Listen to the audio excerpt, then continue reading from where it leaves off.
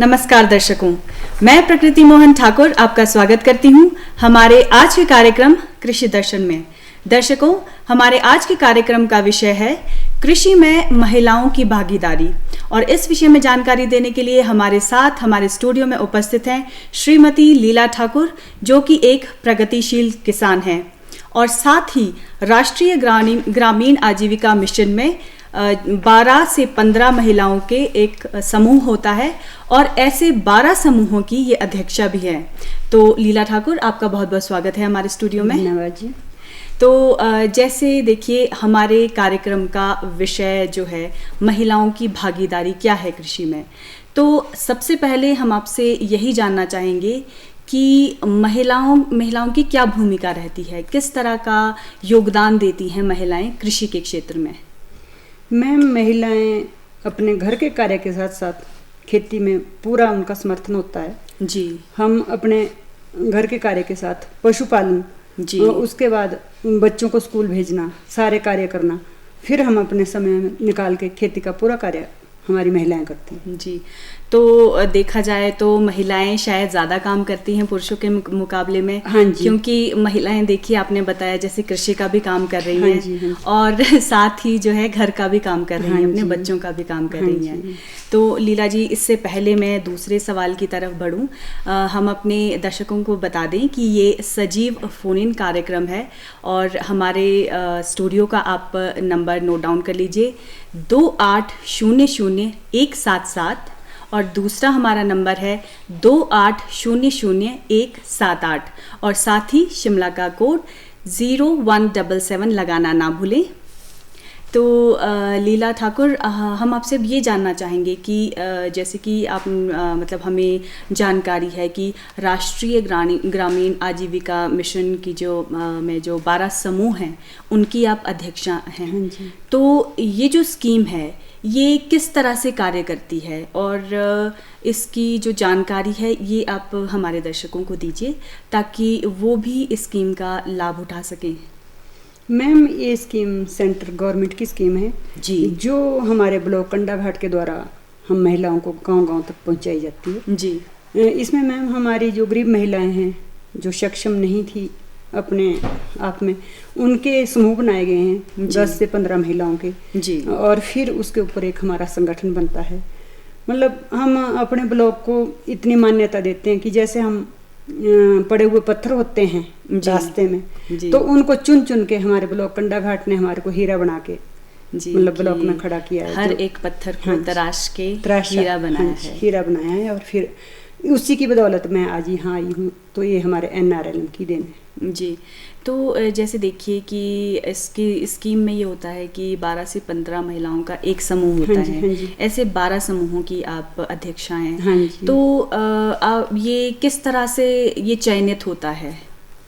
Ma'am, ये गरीब परिवारों से महिलाएं ली जाती है जी। जैसे हमारा एक समूह होता है, तो समूह होता है बोलते एक मुंह से जैसे हमने रहना होता है। जी जी। हमारे जो मीटिंग होती है उसमें हम एक दूसरे की सुख दुख को सुनते हैं जी। कौन महिला कहाँ। एक महिला हमारे पास ऐसी होती है जिसके पास समय होता है जी। एक ऐसी होती है जिसके पास विचार होते हैं जी। तो हम हर महिला का ऐसा एक समूह बनाते हैं जी। सलाहकार के रूप में हम ऐसी महिलाओं को रखते हैं जो हमें उम्र के साथ अनुभव देती है अपनी। जी। मतलब ऐसा मतलब कहने का तात्पर्य ये है कि एक समान स्तर पर जो है महिलाओं को लाने की एक कोशिश की जा रही है। ये सरकार की कोशिश है मैम और इसको हम बखूबी निभा रहे हैं जी।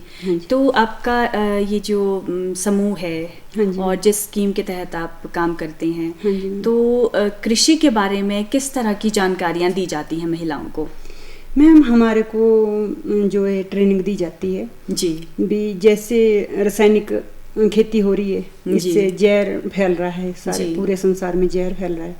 जितना मतलब इससे पैदावार तो ज़्यादा होती है जो हम रासायनिक खाद्य करते हैं, स्प्रे करते हैं, लेकिन जितना पैसा हम कमाते हैं वो हमारा बीमारियों पे खत्म हो जाता है जी, बिल्कुल सही। और दूसरे साल को हम वही गरीब हो जाते हैं और हमारा शरीर भी टूट चुका होता है क्योंकि हम शुद्ध नहीं खा रहे हैं जी। इसलिए हमारे को जैविक खेती के बारे में ट्रेनिंग दी जा रही है जी। भी आप अपने घर की खेती तैयार करो जिसमें खर्चा मतलब जीरो के उसका है, जीरो के हिसाब से हमारा खर्चा होता है। हम जो अपने पशु पालन करते हैं, गाय पालते हैं, उनके गौमूत्र से, उनके गोबर से हम खाद्य बनाते हैं जो अपनी फसल में डालते हैं, जिससे हमारा नुकसान बचता है। जो हमारे कीट पतंगे लाभदायक होते हैं वो बचते हैं। रसायन खाद्यों से हमारा सब कुछ खत्म हो जाता है जो हमारा। तो आप ये जानकारी देने के लिए या फिर कह लीजिए महिलाओं को जागरूक करने के लिए क्या कैंप्स लगाते हैं या किस तरह से आप इकट्ठा करते हैं महिलाओं को कि भाई? मैम हमारा जो ब्लॉक है, हमारा पूरा इंतजाम ब्लॉक का होता है जी। देखो मैं इस टाइम पशु सखी के उस पर भी कार्यरत हूँ जी। मैं पंचायतों में जाके 2 पंचायतें मिली थी मेरे को, वाकना पंचायत, चौसा पंचायत, तो वहाँ हमने महिलाओं को जागरूक किया है भी हमें कौन सा पशु पालना चाहिए, हमारे इलाके में किस पशु की प्रजाति अच्छी प्रकार से हो सकती है जिससे हमें शुद्ध दूध मिले और हम अपना जीवन सफल बनाएं। जी, आपका कहने का मतलब है कि पशु सखी वो कार्य करता है जो पशुओं की जानकारी पंचायतों में मतलब घर घर जाकर देते हैं। हाँ जी, किस तरह से समूहों के उसमें हम महिलाओं को इकट्ठा करते हैं। जैसे हमारे समूह बने हैं 10-10, 15-15 महिलाओं के, तो वहाँ जाके हम महिलाओं को जानकारी देते हैं हमें कैसा पशु पालना चाहिए, कैसे उसकी देख रेख करनी चाहिए, क्योंकि पशु भी मैम हमारी तरह होता है जी। जैसे पशु भी सफाई मांगता है, ऐसा नहीं होता है भी पशु है ओबरे में रहेगा या जी, मतलब पशु साफ सुथरा होगा तभी हमारा दूध साफ होगा जी। हाँ जी। तो आप क्या महसूस करती हैं कि महिलाएं ज़्यादा ध्यान रख सकती हैं जो आपकी दी हुई जानकारी है उन चीज़ों का? हाँ जी मैम, महिलाएं तो सक्षम है इस चीज़ के लिए, लेकिन मेरा एक सुझाव रहेगा कि जहाँ सरकारें ज़्यादा ट्रेनिंग महिलाओं को करवा रही है वहाँ हमारे साथ पुरुषों की भी ट्रेनिंग दी जाए, ताकि हमारे को जो प्रॉब्लम आ रही है इस रास्ते में भी हम ट्रेनिंग से सीख के जाते हैं, अपने समूह से सीख के जा रहे हैं भी हमने ये स्प्रे करनी है खाद्य, तो हमारे से घर में मतलब उससे हमारे विचार नहीं मिल पाते पुरुषों से जी। हाँ। मतलब आप कहना चाहती हैं कि यदि जो घर के पुरुष हैं वो आपको परमिशन देंगे, आज्ञा देंगे आपको कि हाँ मैं ऐसा करना चाहती हूँ, तो क्या मुझे इजाज़त है ये करने की? तो अगर वो इजाज़त देंगे तो ही आप वैसा कर पाएंगी जी। तो मतलब अगर पुरुषों को भी इस तरह की ट्रेनिंग दी जाएगी तो उनको भी समझ में आ जाएगा कि कृषि किस तरह से की जाए और पशुपालन किस तरह से किया जाए। ठीक है। तो लीला ठाकुर, देखिए आपने अभी बात की कि आप एक पशु सखी भी हैं और हमें लगता है कि आपका मानना ये है कि कृषि एवं पशुपालन ये एक ही सिक्के के 2 पहलू हैं। तो ये आप किस तरह से हमें बताएंगी, समझाएंगी कि ये एक ही सिक्के के दो पहलू कैसे हैं ये? मैम, जब हम पशु पालते हैं तो पशु से हमारे को गोबर मिलता है, गोमूत्र मिलता है जी, तो हमारी खाद्य तैयार होती है जी। जब हम कृषि कर रहे हैं तो कृषि का जो वेस्टेज है जी, तो वो हमारे पशुओं का चारा बन जाता है जी। मतलब जो खरपतवार आती है फसलों से जो अपने दाई करते हैं वो पशुओं को चारे के रूप में दी जाती है जी। तो फिर हमारे को इसमें सुविधा होती है, हमारे अपने घर का जैसे हम खाद्य बनाते हैं, जैविक खाद्य बनती है हमारी, तो हम उन पत्तों से इनको तैयार करते हैं जो पशु नहीं खाते हैं जी जी। इसमें जो हमारा और जो इसका गोबर है वही शायद जैविक खाद भी होता है। हाँ जी, हाँ जी जी। तो हमारे को बताया जाता है मैम भी, जैसे हमारे को पहाड़ी गाय जी, साहिवाल, सिंधी, गिर गाय जी, तो इनका जो गोमूत्र है, जो इनका गोबर है वो बहुत लाभदायक है जी। कहने का तात्पर्य है जी, जिन्हें हम देसी गाय कहते हैं, पहाड़ी गाय, देसी गाय, उनका गोबर और गोमूत्र वो लाभदायक होता है और जो उनका दूध होता है उनमें भी मतलब मेडिसिनल क्वालिटीज होती हैं, इसकी गुणवत्ता ज़्यादा होती है जी। तो देखिए, ये जो पशुपालन है और कृषि है, आपकी स्कीम के तहत, जिस स्कीम में आप कार्य करती हैं, उस स्कीम के तहत क्या रोजगार के भी रास्ते खुले हैं महिलाओं के लिए? हाँ जी जी। देखो, जब हम कृषि करते हैं तो फसलें उगाते हैं, हमारे गेहूं होता है तो गेहूं का हम निशास्ता बना सकते हैं जी, जो अच्छे दामों में हमारे को, जिसके अच्छे दाम मिलते हैं जी। जैसे दलिया हुआ जी, मक्की हुई होती है हमारे, तो हम आटा पिसाई करके पैकिंग करके हमारी NRLM द्वारा दुकानें, स्टॉल लगते हैं जी, जिसमें हमारी महिलाएं कार्य भोजन बनाने का भी करती है, जिसको सराहा गया है हमारे देश में, प्रदेश में ही नहीं देश में भी सराहा गया है जी। दिल्ली तक हमारी महिलाएं काम कर रही हैं। देखिए, जैसे आपने बताया कि स्टॉल लगते हैं, तो अभी जहाँ तक मुझे याद आ रहा है, अभी कोई 20 या 25 दिन पहले एक मेला लगा था, कोई मतलब ये रिच पे एक मेला लगा था, तो उसमें भी ग्रामीण कुछ प्रोडक्ट्स थे जो मतलब जैसे मतलब खाने पीने के स्टॉल्स थे और दूसरी चीज़ों की भी बिक्री हो रही थी। तो क्या वो इसी स्कीम के अंतर्गत लगे थे? जी। तो देखिए, आप लगभग 15 या 20 सालों से महिला मंडल चौसा की प्रधान भी रही हैं और अभी वर्तमान में भी आप प्रधान हैं। तो आप हमें ये बताइए कि इससे हमें ये तो पता लग गया कि आपको लोक सेवा में रुचि है, तो ये प्रेरणा आपको कहाँ से मिली? मैम, कुछ तो मेरा अपना शौक है जी कि मैं अपने घर के कार्य के साथ साथ जी लोक सेवा के लिए समय निकालती हूँ जी। तो इसमें सबसे ज़्यादा योगदान महिलाओं का होता है जिन्होंने मेरे को ये सौभाग्य समर्पित किया है जी।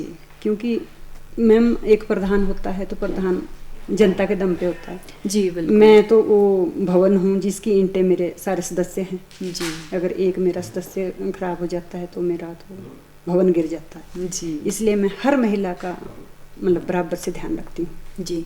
तो देखिए, इस कार्यकाल में आपने अपने मंडल के लिए क्या क्या काम किए हैं? मैम, कंडाघाट ब्लॉक से मेरा महिला मंडल 2 बारी प्राइज ले चुका है जी।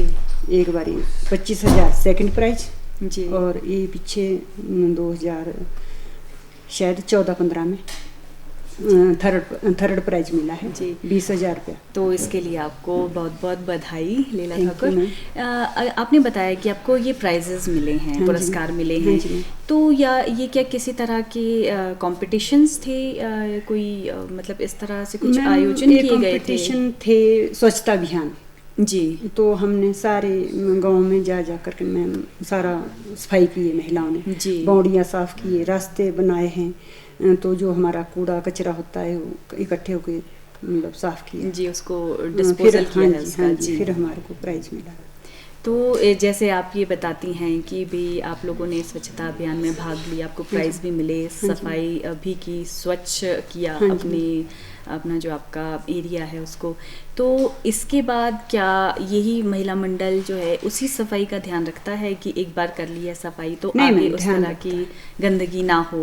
नहीं मैम, हम हर साल वो रखते हैं भी, हाँ जी, हमने ये काम करना ही करना जी। हाँ जी। तो क्या इसके लिए कोई फाइन भी है? कोई अगर मान लीजिए गंदगी करता हुआ पकड़ा जाता है तो उसके लिए कोई दंड भी है आपके मंडल में? नहीं मैम, ऐसा है, जो हमारे जो गांव ग्रामीण वासी हैं जी, वो पूरा ध्यान रखते हैं सफाई का जी। लेकिन जो बाहर से हमारे, मान लो हम नेपाली रखते हैं जी, वो लोग गंद कर देते हैं जी, वो थोड़ी सी मतलब सफाई का वो लोग ध्यान नहीं रखते हैं जी। इसलिए हमारे को मतलब थोड़ा दिक्कत आती जी।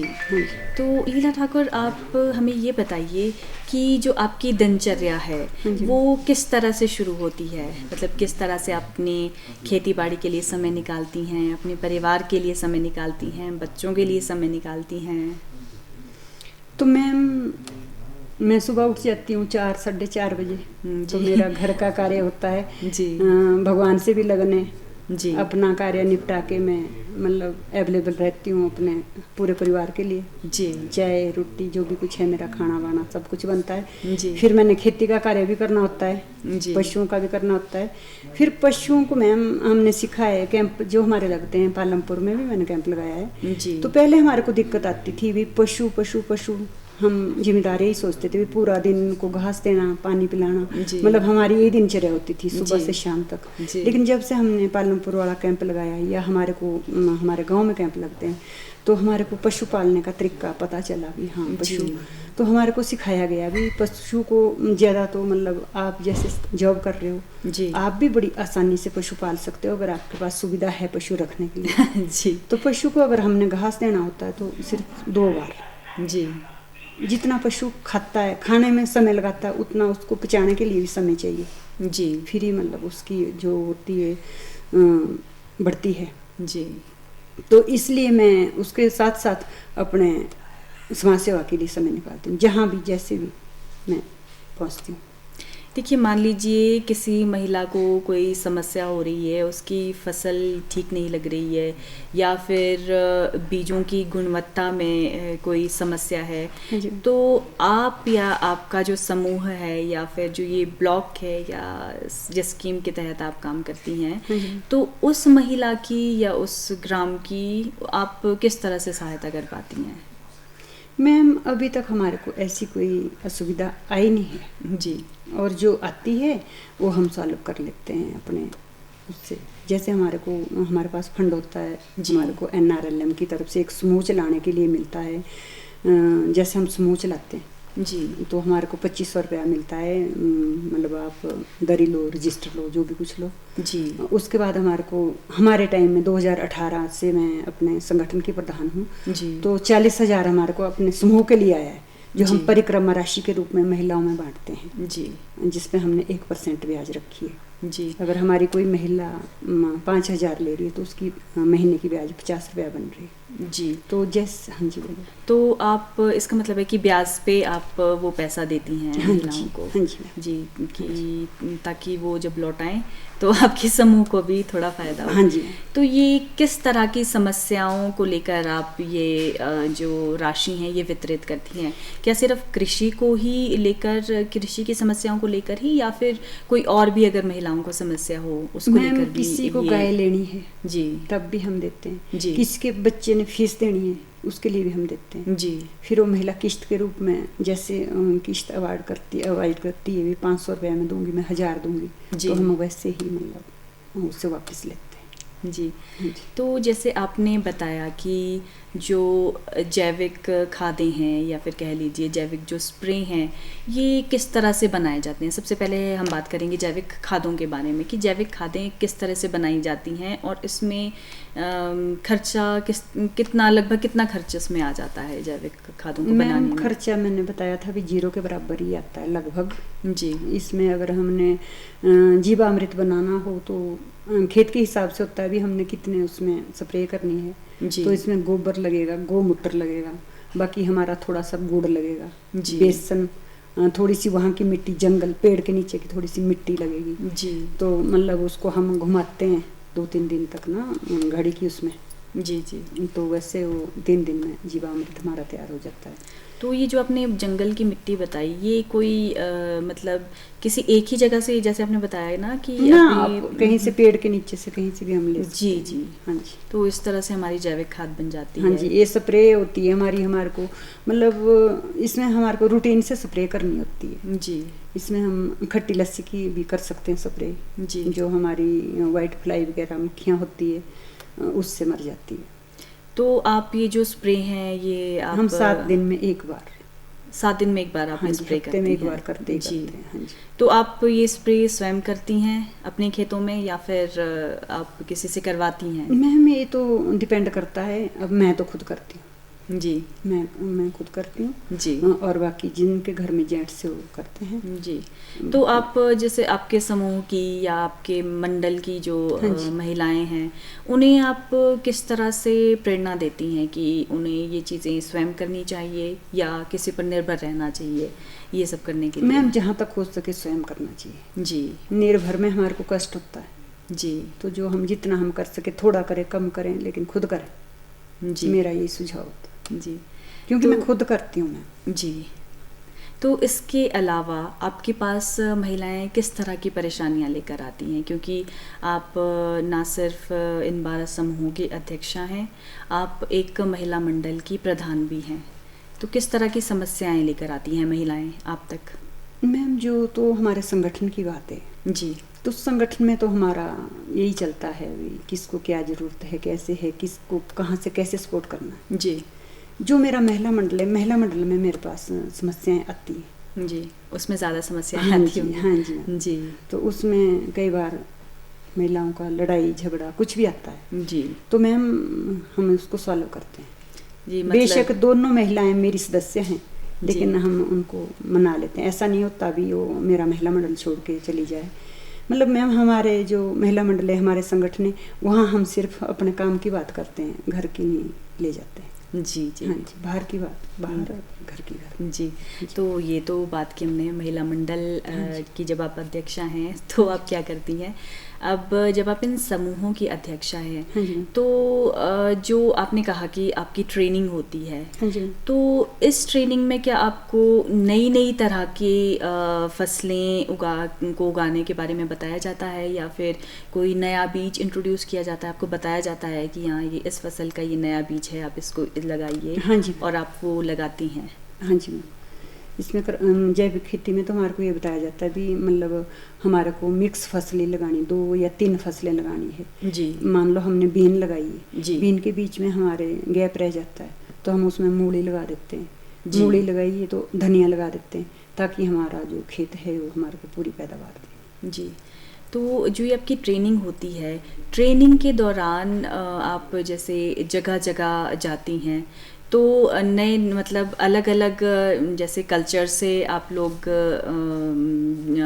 वो होते हैं, वाकिफ़ होते हैं, तो फिर ऐसी परिस्थितियों में आपको किस तरह का नया वो मिलता है, किस तरह की नई जानकारियाँ मिलती है, जैसे अलग लोगों से आप मिलते हैं? हमें भी सीखने को मिलता है जी, बे कहाँ जी जी, कहाँ से हमें भी कुछ सीखने को मिलता है, जो जहाँ जो कमी होती है वहाँ से हम सीखते हैं भी हमारे अंदर ना ये कमी रहे। जी, तो ये ट्रेनिंग के दौरान आपके जो सुख सुविधाएं हैं उनका ध्यान रखा जाता है प्रशासन द्वारा, जो ये ब्लॉक से आपकी ट्रेनिंग्स होती हैं? हाँ मैम, सुख सुविधा का ही ध्यान है, जब गवर्नमेंट हमारे को इतना सपोर्ट कर रही है जी, तो हमारी हर सुख सुविधा देखी जाती है। जो लेडीज जहाँ पर एडजस्ट हो रही है वहाँ पे किया जा रहा है। अब जैसे मैं घर से अकेली लेडीज हूँ तो मैं बोलती हूँ मैं दिन के कार्य सारे कर सकती हूँ मैम, लेकिन मैं रात को नहीं जा सकती, तो मेरा पूरा ध्यान रखा जाता है। जी जी, तो जैसे आपने हमें ये बताया कि जो आपके ये जो स्कीम के तहत आप लोग ये फसलें उगाते हैं, तो जैसे फसलें तो आपने उगा ली, यदि मतलब किसी को जानकारी नहीं है कि हम इसको कैसे बेचें, किस मार्केट में आके बेचें, तो क्या ट्रेनिंग के दौरान आपको वो भी बताया जाता है कि आप इन मंडियों में बेच सकती हैं या आप किसी दुकान में बेच सकती हैं? मतलब किस तरह से आपको ट्रेन किया जाता है? बेच मार्केटिंग की हमारे को समस्या आ रही है जी, क्योंकि जो हमारा जैविक जो हम फसल उगा रहे हैं वो भी हमारी उसी रेट से जा रही है, और जो हम रसायन खादों से उगा रहे हैं वो भी हमारी उसी रेट से जा रही है। जी, इसमें प्रयास चल रहा है, ब्लॉक हमारा कर रहा है प्रयास भी, हमारा जो जैविक खेती वाला है उसकी मंडी अलग की जाए। जी, तो ये मंडियाँ इकट्ठी हैं मतलब? अभी तक इकट्ठी हैं जी।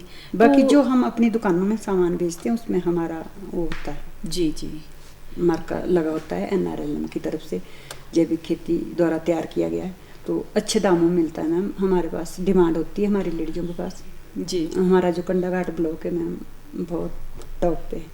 जी, मतलब आप अपने कंडाघाट ब्लॉक को मानती हैं कि आपके लिए काफ़ी काम किया है आपके ब्लॉक में? जी, तो हमारी जितनी महिलाएं तो पूरे हिमाचल में इन्होंने समूह बनाने का CRP के रूप में जो काम किया। जी, तो ये जो आपने बताया कि ब्लॉक आपने आपके लिए ये सारी चीज़ें की है, तो आप इससे काफ़ी ज़्यादा सक्षम हुई हैं? हाँ जी जी, तो हमें बहुत अच्छा लगा कि महिलाएं आगे बढ़ रही हैं और प्रशासन उनके लिए, उनके उत्थान के लिए, नारी उत्थान के लिए ये सब कुछ कर रहा है।